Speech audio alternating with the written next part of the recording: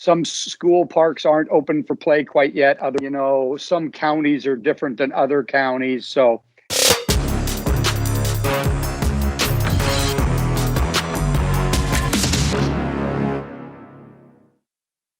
welcome every 20th episode of the Jimmy and Kyle Show. It's hard to believe it's been 20, Jimmy. 20. Hey, well, there's some great shows on network TV that didn't make it to 20. Some great sitcoms and stuff didn't make it 20. So I guess that's unbelievable. Somebody told me the other day I was no Johnny Carson, but that's probably good because he's no longer with us. So you'd say this is a sitcom then? Well, I don't know what it is, but you know what? As long as people keep listening and we have something to talk about, we can do this on a Saturday. You know what I mean? Yeah. Make this on a Saturday. I mean, I'd make the pronouncement that we're back, but that might be a little premature. It might be short-lived. I'm not sure yet. What are you seeing right now? Where are we at? Well, it's kind of like being in a daze, a fog. One day we're playing, the next day the metrics change. Some school parks aren't open for play quite yet. Some counties are different than other counties. So it's really difficult to say. We're living on the metrics, I believe 75 cases per 100,000 on a 14-day rolling scale and a positivity rate of 5. So obviously that changes. And, realistically, my point of view is once a winter comes in, we might see some changes. But right now, we were okay to do a little bit of limited scrimmaging and so on and so forth this weekend. And of course, when you look at the scrimmaging and for the parents, they're modified. There's no throw-ins. Corner kick should be, we shouldn't be standing next to each other in a corner kick situation.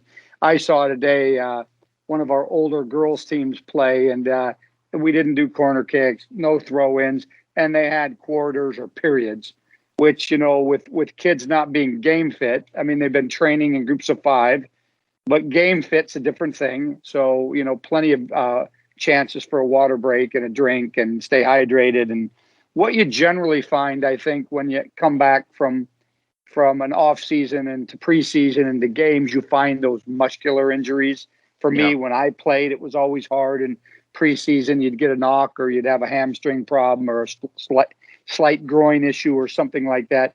Generally speaking, knock on wood, they're not season threatening, but they're just the niggling injuries you get when you've been off for a little while. I was telling Dr. Dresner, I had a couple injuries when I went to the last tournament I played, that we played the over 60 national championships, and I hadn't played a game in 40 years. And I made it all the way through. So I didn't play any other games in the tournament, but I played the game. I made it through. That was 2 years ago. I'm still a little stiff, but it's possible to a little make harder it through, to right? recover injuries and those nagging injuries. Yeah, I didn't catch a cold. There was no draft. I don't run fast enough anymore to create a draft. But anyway, these things happen when you play. So it's an athlete's life, Yeah. It's kind of a moving target. You talk about the 14-day rolling average being under 75 per 100,000 case rate. Those numbers change day by day because 14 days ago, you'll have a number roll off, but you're bringing a number in now that may be higher or lower. It just depends. The positivity rate, under 5%, King County's been doing really well with that. I mean, just around 2%, 2.1%. So that's been great. But yeah, when you consider you have other counties as well, Pierce County, who's kind of bounced right around the number lately. They were above it, then they dropped below it. They might be above it again by the time we get to Monday. It's such a day by day occurrence. And we've got some stuff in place at the state to try to track that. I know Wednesdays at 5 p.m. after the update on Wednesday around 3:30 p.m. kind of an announcement will be made on the website about, what's currently open, not open, whatnot. Obviously on Wednesday, if the game is scheduled to go ahead because the counties are under the metrics, but by Friday, there's a huge spike in numbers, that game could get canceled Friday night. There's nothing definitive right now. It's kind of a, day by day type thing. Obviously, that's one of the reasons why the flurry of emails. I'm glad that I was a parent in the era of no emails. We used to have a phone tree, so it was a little bit easier, And if you didn't want anybody to get a hold of you, you just wouldn't answer your phone. Now it's your phone, your computer, your iPad. Some people's thermometer in their homes buzz when they have an email and all this type of thing. So it's a lot of data and a lot of stimulus to try to figure out, as a parent. We are trying our best to communicate in a timely, manner. Sometimes it's hard to get the information out. Once you send the information out, it's changed the next day. Yeah. So we're going to try to go off of Wednesdays for games, and every day our coaching directors, Rich Reese, Alex, the regional directors will get a hold of the coaches and tell them what kind of a training day it is. Yeah. Is it a full-in scrimmage game, depending on what field you are in Seattle? Is it a 3v3 contact type training day with the matrix? And so your kids might come home and say, we played 2v2 or 3v3. Well, that's basically depending on what the metrics and the numbers do. And we'll try to stay as close to the numbers as we can and be as honest as we can about the numbers and what we're doing in training. So the parents, you guys won't get something every day what the training is, but the kids will probably let you know when they get in the car. If they have a big smile on their face and they're happy, as clams, they probably played a little scrimmage. If they're moderately happy, they probably only played 3v3. But that's the communication era we're in, and we're going to try to get you as timely communication as we can. But the last thing we want to do is send out communication that's not correct.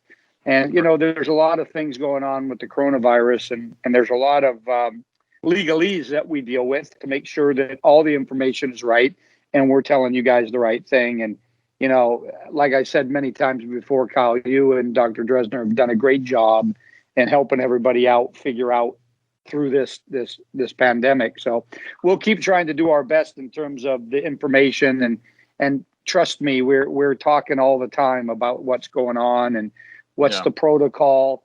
What are the other clubs doing? I know there's a concern in the parents, and I would have the same concern. Well, Seattle United's doing this, and the other thing, but what are the other clubs doing? And, we're all together on this. We have a committee, let's say, for example, in League, the RCL, it's called the Regional Charter League, right? And in our committee we have that oversees that, we're talking every day. Every director in the RCL is on the same page with the same protocol, the same game type protocol and all that. So I just want to make sure that the parents know we're in communication with the other guys, with the other clubs, the other counties, and we're all on the same page. And largely due to yourself, Dr. Dresner, Paul Bailey, who's the regional league commissioner, has kept everybody up to date and on the same page. So everybody's working off the same playbook. Yeah, I want to touch back on one thing you were talking about with the 3v3. So let's say we do go above the threshold of 75. We obviously cannot play scrimmages, games, friendlies, whatnot. But the protocol has actually changed. The guidelines have actually changed for those small groups, whereas before it was small groups of 5, no contact, all that stuff within a training session. It's now groups of 6, and you can have brief contact in those sessions. So you can play possession still. You can have a 1v1, a 2v2, a 3v3 within those. So even that is better than, what we were doing with the groups of 5, no contact before. So there is a little bit of progression still, even if we do have to scale back because we go above the 75 threshold. But it's something, like you said, where we're in constant communication with people. We're working off that state government website like we've been asked to do.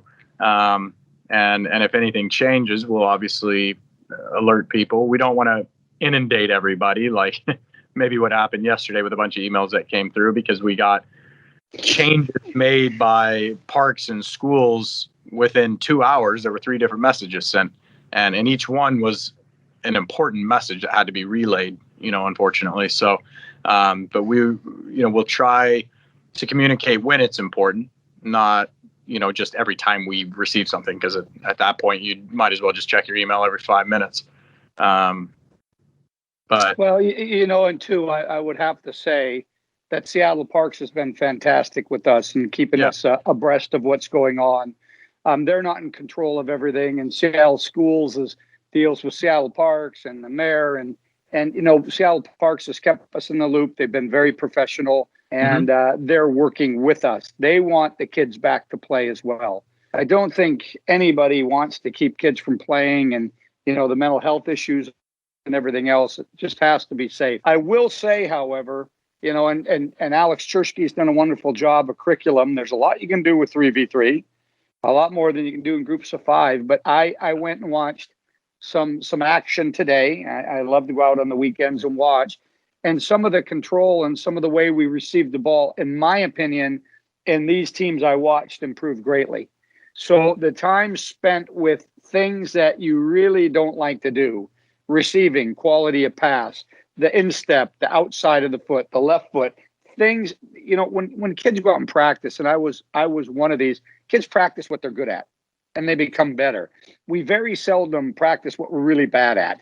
You know what I mean? And the time we spent, the 2, 3, 4 months, however it was, 10 years, however long this has been, the kids, I could see the delivery of their passes, the pace of their passes improved. I mean, they've knocked it with the inside of the foot to feet. They've driven balls in to catch defenders out. I think there was a lot of improvement to do. It's not something that you would do in a typical year, spend that much time on passing and receiving. Yeah. And when you spend that kind of time, your skills improve. And I saw it today. There was some great passing and some great balls. Now, on the flip side of that, fitness isn't probably where you want it to be, and the timing of runs and so on and so forth might not be where you'd like it to be. The organization of your back four and your midfield might not be where you want it to be, but some of the things I could see an improvement in some of the kids just from watching today. So it wasn't a total, I hate to say, but waste of time. It's been good for a lot of the players in this club. Yeah, I would agree. I mean, especially a coach is taking a new team. A lot of times you've got 3 weeks and you're into a tournament already, and you're scrambling to figure out stuff. You're scrambling to just work on tactical things instead of some of the technical things you'd like to work on. So it has been a valuable thing in the last 3-4 months that we have been on the field, that we have gotten to focus a lot on those technical qualities that we don't spend but 20-30 minutes on in a session. We're spending an hour 15 on in a lot of these sessions, and you're really able to concentrate on those techniques. Myself in the sessions today, the biggest thing I saw was our tactical organization, because we haven't been able to do that yet. So I have no complaints at all about those things because they haven't seen it yet, especially for my boys team who's going from 9v9 to 11v11. That's a whole other ball game. You got a much bigger field. You've got 2 extra players per team on the field. There's different setups. It is, can we get the technical part of the game down like we've been working on? Can we work on some of those kind of runs and patterns that we've been doing and go from there? But the organizational stuff, everybody's in the same boat. I can tell you, when you go to Europe and you go watch the youth academies in Europe, and Ajax, obviously a top academy. You look at a Real Madrid, another top academy. They spend hours and hours and hours on passing and receiving. The difference is they don't train 3 times a week for an hour or 2 hours. They train every day, and they have a morning session. They have an afternoon session. So when you look at, the game in the world, and they go, oh, those players are very, very technically sound. In Brazil, they play in the streets all day long. In Europe, Ajax, the youth kids, and I'm not suggesting this is the right way or the wrong way, but the youth kids train 2, maybe 3 times a day, every day. And a session might be in the morning, an hour and a half of passing and receiving. They get that technical work in, but it's not in lieu of getting to play a scrimmage. We have 1 training a day, maybe 2 times, 3 times a week, depending on what level and how much you want to play the game. Well, you don't have an hour and a half just to do technical stuff. You have to get your tactical in. You have to get your scrimmaging in all in 1 training. So the amount of time we've spent on passing and receiving has been more than usual, but that's what kids around the world get included in their other trainings they do for the day. So when you look at players around the world and you say, boy, those kids are technically sound, it's because they go over it and over it and over it, repetition. It's like a golf swing or anything else. The more you do it, the more muscle memory you have, the better you'll get at it. And, they'll scrub down to what you don't do well, as opposed to when kids go out and train on their own, they do what they do well, so, and that's just a natural thing you do. You like to hit the shots in golf that you hit well. You don't want to go out there and hit the ones you duck hook or shank, you know what I mean? Because you want to look good on the driving range or whatever. So, it's been interesting for me. I've been doing this a long, long time, and it's been interesting watching and seeing. And I can tell you, and this isn't a slap on the back or a pat on the whatever for our club or anything else. It shows how important youth sports are to kids' development, whether it's soccer, whether it's, lacrosse. There's been certain sports that I won't say that have broken the rules and been out there playing at the expense of who knows, health or whatever else, because it's that important to them. I think the mental part of being with your kids, being around other kids that have the same interest, whether that be science, whether that be debate club, whether that be whatever you do, music, band, you're around people with similar interests, and you're around people that kind of like the same thing you do. And that's kind of cool, because all of us don't like the same kind of thing. Everybody's got a different thing they like. So I just think it shows how important youth sports in general or youth activities are outside the home and outside the school environment. Yeah.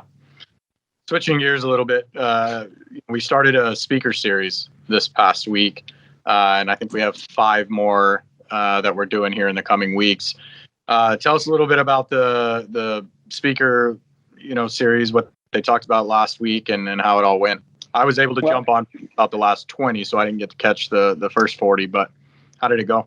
A lot of good questions. Dr. Dresner, as usual, who has been, like we said before, an absolute superstar for us, discussed the coronavirus, where we're at, where he thinks we're at, what other groups are doing. I mean, John has vast experience with the Seahawks, the Reign, the OLG Reign, setting up tournaments for the MLS. He's been involved in all of it.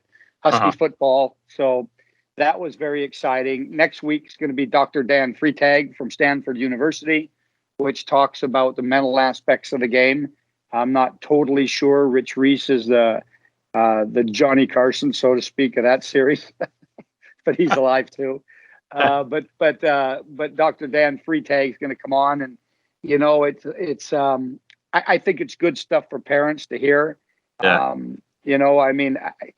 I really, really believe to be a great coach in youth soccer, you've had to have the experience of being a parent and what it feels like when you want your kids to excel, what it feels like when you want your kids to want certain things as much as you do, and what it feels like and kind of the right things to do and say to make these kids excel. I mean, you've heard a million times the worst thing about playing youth sports is a car ride home. It doesn't have to be that way. And I was probably, like I said earlier before, one of the tough ones on the way home, about what he was trying to do or what she was trying to do, what they should be doing. And they have a coach, and it wasn't me, So I hope that the speaking series is appreciated. I believe in these times you have to have value added for the parents. Obviously, they're the ones writing the check when you do this. This whole experience has been kind of eye-opening because all of us have learned to use Zoom or Teams, Microsoft Teams, or what is it, Blue Jeans, or whatever the state's using now, the different type of formats to get information out. I think that in the future, when we do get back to what we've done in the past, these things will still be fantastic. Like, for example, a cool down or, a day off where you just go through rehab. You can do that on the computer with a yoga mat. Some levels of fitness can be done off your computer with a great fitness teacher. And that allows people like Dr. Dan Freitag from Stanford University to be part of the Seattle United family. Whereas we couldn't afford to fly him in and put him up and have a speaker deal and go to some venue. Now you can just come home on a Monday night, click on the internet, and you can have maybe a world-class psychologist or whatever he is. I think he is, but anyway, you could have that in your own home. So it's not just listening to us to ramble on about stuff we think we know. It's people with real knowledge. Yeah, and I think especially like the one coming up this week, these things are recorded. They're put on our website, so everybody has access to them later. It's not like if you can't make it Monday because you have training or there's some family event, you can't watch it. I also think these, especially this one on the mental part of the game, is very valuable to the players. So especially your middle school, your high school players that have figured out, and maybe even a little bit younger, they figured out this is what I want to do, this is what I want to be, and they need just a little bit of guidance on how to get there mentally and how to approach the game, how to approach trainings, how to approach, planning and stuff like that. And these things can be great for them. The nutrition one as well. How should I be treating my body when I'm playing? Not slamming Dr. Peppers and eating 3-pound steaks all the time like Kyle does, but not more. But these things are also valuable for the players. Parents valuable, players valuable. It's valuable for everyone. So I'd encourage all players, parents to tune into these and watch them. And again, they're recorded on our website. So anytime you want to go back and watch them. But I agree, being able to expand what you're able to do with all this new technology that's come out and the way that everybody's used it in the past 7 months it's going to change, youth soccer going forward. Because now instead of having to we always used to have teams come together for team meetings and can we do it at the office? Can we do it at a parent's house? Now you can do these team meetings with videos and whatnot right on Zoom, right on Microsoft Teams, whatever platform you use. We can have these strength and conditioning programs like we've been running on Saturdays that have been wildly popular. You can have these now all the time because it's a little bit more cost effective, like you said, to do it this way. And it's still another value added. It's something you can give to the kids and the parents to get more out of being part of the club, for sure. Yeah. I mean, going back to the mental side of the game, so on and so forth, I think you need to realize how much pressure there is on the kids to perform at club level of sports. I know that from my own experiences playing in huge games like national championships against maybe Pele and the Cosmos, sometimes your mind wanders to not being the one to make the mistake as opposed to being the one that's going to be the hero. The pressure on people, playing in World Cup games, playing Olympic qualifying games, sometimes the pressure takes you to a situation where the game sometimes isn't fun anymore. Yeah. The not being able to sleep the night, the pressure. And, I think that it's hard to develop when you're in a pressure environment. You develop when you just go and play and you freestyle it and you enjoy it. It's hard to develop when it's a grind. And, the higher levels sometimes are a grind. We all know that. When we're in a business environment and there's a big meeting and you need to be able to convince somebody or something, there's pressure all over. I think the kids have to be introduced to pressure, but they can't live with it 24/7. Right. And so there has to be escape to fun. And some of the greatest coaches I ever had would keep you guessing in terms of, oh boy, we had a bad game yesterday. We're coming in Monday to train and it's going to be bad. And they'd pull off head tennis and it would take the pressure off you for the day instead of the result-based situation where you have to win games. We shouldn't be result-based. The only result we should be looking for is that the kids improve, and if that means you win the game, that's fine. If not, that's also fine. So there's a lot of things that we all can learn in the journey. I mean, I'm 63 years old and I learn something all the time when I listen to coaches or watch how kids behave and so on and so forth. So I think the mental part of the game is always good to listen to. Yeah. Yeah. Anything you want parents to know, players to know, you're going forward in the next few weeks? Anything you think? It's going to be dynamic. It's going to be a day-to-day deal, Kyle. We have to be patient. We have to take what the metrics give us, so to speak. We need to work through some of our field situations at the club. I know you've been doing that tirelessly, been talking with Parks, and Courtney and the guys at Parks have done a fine job for us. Yeah. I know that you work with SYSA on fields, with Dave Griffiths and so on and so forth. The Seattle public schools, I don't know what can be done there, but they may be having a meeting this week to discuss further stuff. So it's a day-to-day thing, and we will communicate every day with our coaches in terms of what they can have, what the curriculum for the day would be. Does it include a full scrimmage at the end? Is it 3v3? What field are you at? What you're looking at, and so on and so forth. So I just be patient if you can. And I know we've had a lot of good things. I like I said, I went to a scrimmage today, and there was no parents there. It's kind of sad, really, when you look at it. I mean, a few parents were hiding behind a tree, which you could see. But another young lady wrote to us that my kids are 10. What do you mean I can't come to the field and watch them train? Well, that's not necessarily our rule. No. This is what we're being dictated. And you know what? I love to see my grandson and granddaughters play, my kids play. I know what you're missing. Like I was trying to get at before, you feel that, you're not a great coach until you're a parent. You know how a parent feels, and how we feel. I know how you feel not being able to be part of this. It's a family thing. Some of my wife and I's best friends are some of the kids that played soccer, some of the parents of the kids that played soccer with my son. You spend a lot of time together. You go on road trips together. You see each other possibly Saturday, Sunday, and at trainings, you become friends. So there's been a lot of sacrifices by everybody through this whole thing. For me, it's not been that bad. I come home, Hope and I live here. We're fine.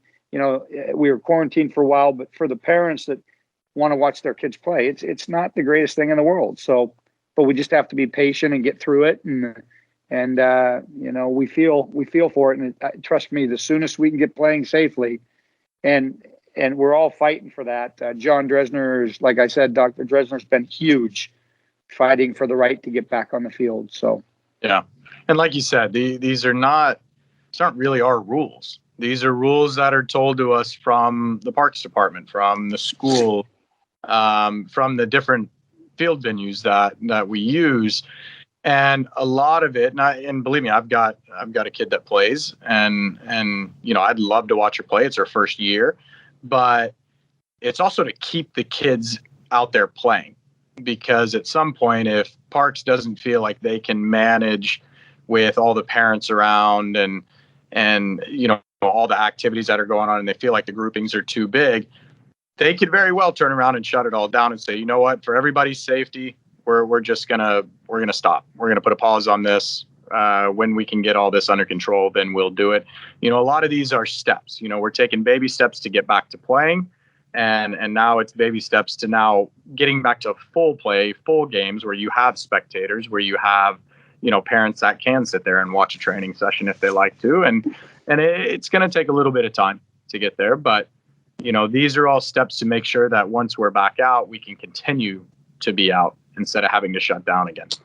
So what you learn is that it's Governor Jay Inslee's word at the state, and then it goes to your county, and they'll have a word.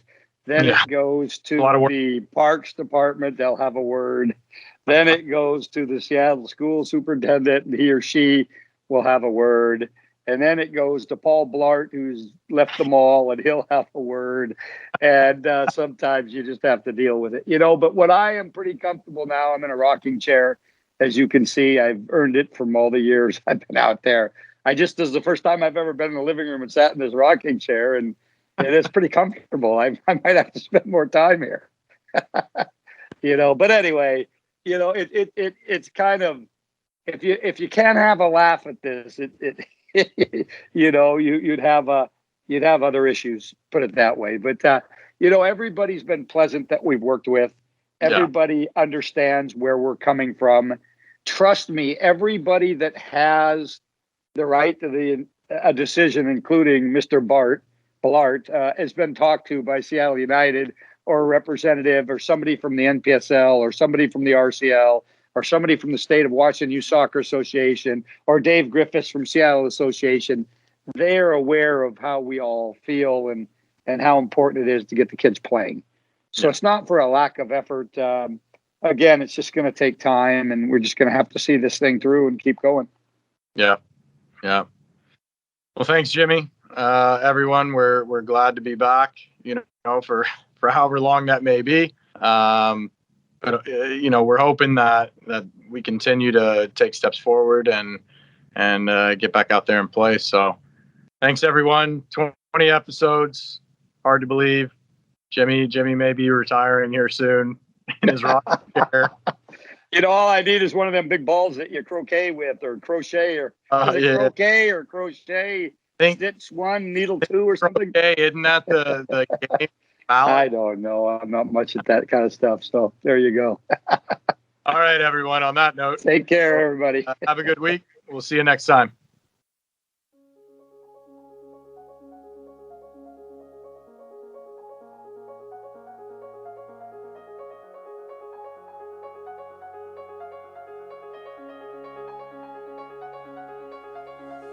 Thank you.